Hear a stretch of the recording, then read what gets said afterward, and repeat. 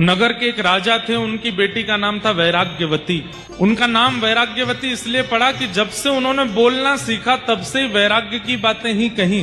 दुनिया के लोग सुंदर पुष्पों को देख के कहते कितना सुंदर है, कितना सुंदर है, कितनी इसकी सुगंधी देखो, इसका रंग देखो, इस पुष्प की कोमलता देखो।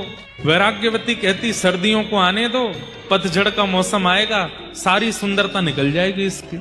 घर के बड़े लोग कहते तू कैसी बात करती है, तेरे पास और कोई बातें ही नहीं होती। अब घर में रिश्तेदार के रूप में नव विवाहित जोड़ा आते, वो आकर के प्रणाम करते, बोले आप हमें आशीर्वाद दो, हम दोनों की जोड़ी सदा बनी रहे। वैराग्यवती आ जाती, वहां पर भी वैराग्य की बातें करने लगती। स्वार्थ के संबंधी हैं, ये संबंध कोई विशेष नहीं है, तुम दोनों विवाह करके आए हो। एक समय आने पर तो राजा ने छोटी सी कुटिया बना करके महल के बाहर उनका निवास बना दिया। बोले तुम यहीं रहो। और पूरे दिन क्या करती, केवल ठाकुर जी का स्मरण। वैराग्यवती ठाकुर जी का स्मरण कर एक दिन अपनी कुटिया में बैठी थी।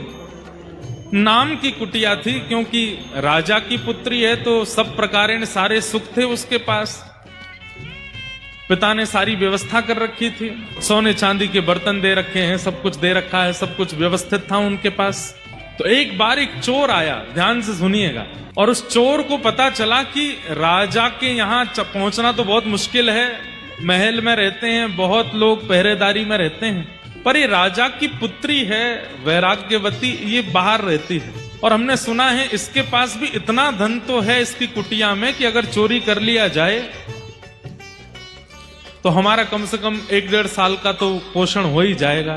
तो वो चोर जैसे ही वैराग्यवती की कुटिया में प्रवेश करने लगा तो वैराग्यवती उस समय ठाकुर जी की पूजा करके कुछ प्रार्थना कर रही थी। तो उसने सुना ये बोल क्या रही है।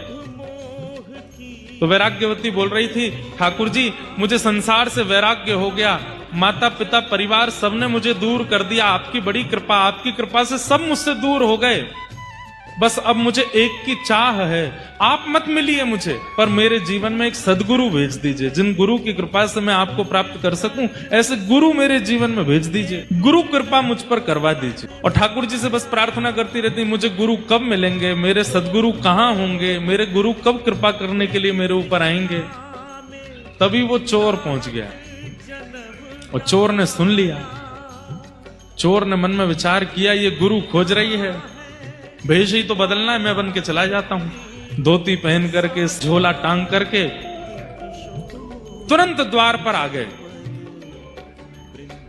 और द्वार पर आकर के उस वैराग्यवती से कहने लगे, जल मिलेगा, हम बड़े प्यासे हैं, सीताराम जल मिलेगा।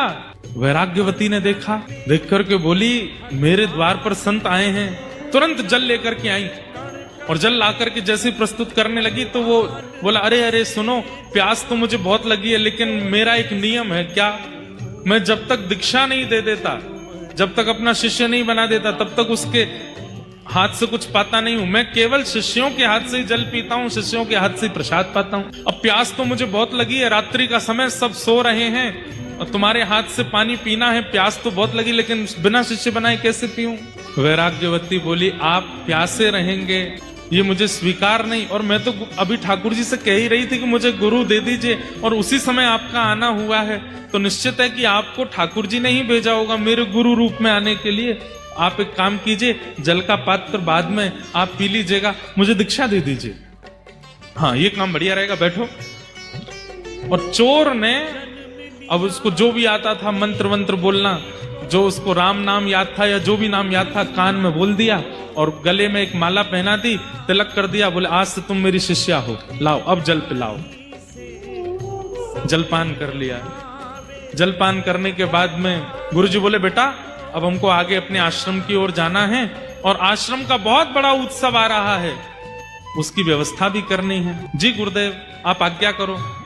बोले काम करो, तुम्हारे पास जितना भी द्रव्य है, जितना भी सब सामग्री है, सब लेके चलो और हमारे आश्रम में थोड़े सहायता करना। और हमारी गुरु दीक्षा का एक नियम और रह गया है, वो हम अभी करेंगे। क्या नियम है गुरुजी? बोले आप चलो। तो वैराग्यवती चल पड़ी, अपने घर का सारा सामान लेकर के, सारा धन धान्य लेकर के। अब तो गुरु मिल गए हैं, जो कहेंगे सब करूंगी, देव के साथ जा रही है। बीच घनघोर जंगल में वैराग्यवती चल पड़ी। अपने घर का सारा सामान लेकर के, सारा धन धान्य लेकर के, अब तो गुरु मिल गए हैं, जो कहेंगे सब करूंगी, देव के साथ जा रही है। बीच घनघोर जंगल में जाकर के उस चोर ने विचार किया, यहाँ राजा की सेना मुझे नहीं ढूंढ पाएगी और मैं यहाँ इसके पास जितना धन है सब चुरा करके यहाँ से भाग जाता हूं। पर ये भी एक तरीके से भागूंगा। कैसे? वैराग्यवती से कहा, वैराग्यवती इधर आओ। जी गुरुदेव आज्ञा करो। ये जितनी पोटली सामान सोना चांदी सब नीचे रख दो। रख दिया गुरुदेव, आज्ञा करो। पेड़ के पास खड़ी हो जाओ। पेड़ के पास खड़ी हो गई। एक बड़ी रस्सी लेकर के आए वो चोर और उस रस्सी से वैराग्यवती को बांध और कहा, अब तुम्हारी असली दीक्षा हो रही है। क्या करना होगा गुरुदेव? बोले, जब तक मैं लौट करके ना आऊं तब तक तुमको यहीं बंधे रहना पड़ेगा, और तुम अगर यहीं बंधी रही तो तुम्हारी दीक्षा पूर्ण होगी। फिर तुम जो चाहोगी, जिस ठाकुर का दर्शन, जिस भाव का दर्शन, जिस लोक की प्राप्ति, वो सब तुमको मैं गुरु कृपा से तुमको प्रदान करूंगा। बस याद रहे, जब तक मैं आऊं ना यहीं बंधी रहना। वैराग्यवती बोली, गुरुदेव आप चिंता मत करो, मेरी निष्ठा है आपके चरणों में। बंध गई वहीं पर। वो चोर गुरु जो बने थे, सारा धन धान्य लेकर के, सोना चांदी आदि सब चुरा करके वहां से और निकलते बने। अपनी पोशाक वोशाक सब उतार के फेंक दी। बोले, अब तो आनंद आ गया, 1-2 साल की भरपाई हो गई, इतना सोना चांदी मिल गया, गुरु बन करके किसी को ठग लिया, अब आनंद आएगा। और वैराग्यवती तो वहीं खड़ी है और बार बार उस चोर के चरणों का ही स्मरण कर रही है। कैसे युगल चरण है मेरे गुरुदेव के, कैसे सुंदर स्वरूप है मेरे गुरुदेव के। मेरे गुरुदेव कितने कृपालु हैं। यहाँ राज्य में हल्ला हो गया कि वैराग्यवती अपने भवन में नहीं है और सारे उसके गहने और जितने भी सोने चांदी आदि थे वो सब भी वहां से कोई ले जा चुका है। राजा ने अपनी सेना लगा दी चारों दिशाओं में, मेरी पुत्री को ढूंढो, कहाँ है। ढूंढते ढूंढते 3 दिन लगे। 3 दिन बाद घनघोर जंगल में वैराग्यवती मिली, एक पेड़ से बंधी हुई खड़ी है। तभी सैनिकों ने जाकर के वैराग्यवती को प्रणाम किया। प्रणाम राजकुमारी, पिताजी महाराज आपको ढूंढ रहे हैं, आप जल्दी चलिए। जैसे ही रस्सी खोलने लगे, खबरदार खोलना नहीं, मेरे गुरुदेव मुझे बांध करके, मेरी दीक्षा चल रही है, जब तक गुरुदेव लौट करके नहीं आएंगे तब तक मुझे यहीं रहना है। सैनिक अब इससे ज्यादा क्या कर सकते हैं। दौड़ करके राजा को जाके बताया, उस जंगल में वहां वैराग्यवती बंदी है, बोल रही है कि गुरुदेव बांध के गए हैं, वो जब तक नहीं खोलेंगे तब तक नहीं आऊंगी। राजा दौड़ करके राजा को जाके बताया, उस जंगल में वहां वैराग्यवती बंदी है, बोल रही है कि गुरुदेव बांध के गए हैं, वो जब तक नहीं खोलेंगे तब तक नहीं आऊंगी।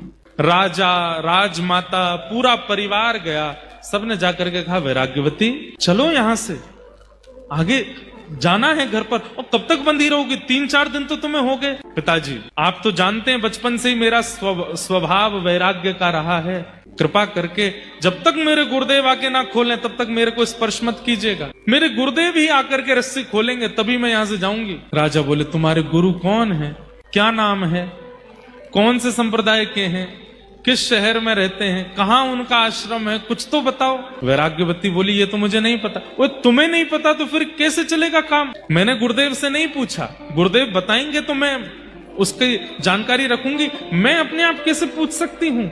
राजा बोले, क्या करें, बड़े बड़े आचार्य, बड़े बड़े राजघराने में जो संत महापुरुष थे, सबने आकर के वैराग्यवती को समझाने का प्रयास किया। वैराग्यवती वो कोई गुरु नहीं है, वो ठग है, तुम्हारे सारे बर्तन लेकर के, सारे क्षण लेकर के भाग गया है, कोई गुरु रूप धारण करके आया, तुमको ऐसे ही परेशान करके चला गया है।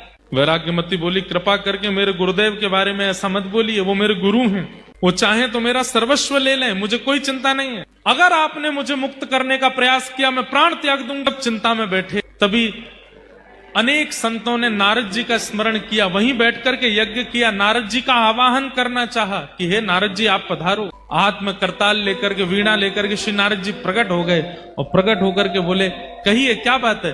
बोले कि हमारी पुत्री यहाँ पिछले करीब 10-12 दिनों से बंधी हुई है और कह रही है गुरु आके खोलेंगे तो ही मुक्त होंगे। नारद जी महाराज ने जाकर के कहा, पुत्री मैं नारद हूँ, मैं देवदत्ता वीणा लेकर के जगह जगह ठाकुर जी का यश गाता हूँ, मैं नारद हूँ, मैं तुम्हें आज्ञा देता हूँ, ये रस्सी खोल दो, माता पिता परेशान हो रहे हैं तुम्हारे, और तुम जिस गुरु के लिए यहां बंधी हुई हो वो गुरु नहीं है, वो कोई और है, वो केवल तुम्हारा धन हरण करने के लिए आए थे। इतने में वैराग्यमती बोलने लगी, मुझे विश्वास हो गया आप नारद नहीं हो। बोले कि तुम्हें मुझ पर संशय हो रहा है? बोले हाँ, क्योंकि मेरे गुरु की निंदा कर रहे हो मेरे सामने खड़े होके। नारद जी वो नहीं हो सकते जो गुरु निंदा करे, नारद तो वो होते हैं जो गुरु की महिमा बतावे।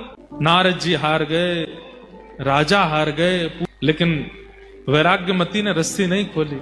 अंत तो गत्वा नारद जी ने जाकर के भगवान से कहा, बोले भगवान घनघोर कलयुग आ गया है। बोले क्यों? बोले एक चोर समान गुरु की बात मान करके एक वैराग्यमती नाम की कन्या अपने आप को पेड़ से बांध करके खड़ी है। उसका गुरु कोई संप्रदाय से नहीं, घनघोर पापी एक चोर जबरदस्ती गुरु दीक्षा देकर के चला गया, और उस वैराग्यमती को देखो बंद करके खड़ी है एक पेड़ से। मेरे गुरु आके खोलेंगे तो ही खोलूंगी। ठाकुर जी बोले हम चलते हैं, हम जाकर के बोलेंगे तो खोलना पड़ेगा। शंख चक्र गदा पद्मधारी श्रीमन नारायण गरुड़ पर विराजमान होकर के आ गए। चारों लोकों से महाराज, चारों ओर से तीनों लोकों से पुष्प वर्षण होने लगा। ठाकुर जी प्रकट हो गए, वैराग्यमती के नेत्र सजल हो गए, पूरा परिवार धन धन्य हो गया। ठाकुर जी प्रकट हो गए, ठाकुर जी प्रकट हो गए। बोले हम तुम्हारी निष्ठा पे बहुत प्रसन्न हैं। ऐसी गुरु निष्ठा कि तुमने इतने महीनों से अपने आप को पेड़ से बांध करके रखा है। हम तुम्हारी निष्ठा से बड़े प्रसन्न हैं।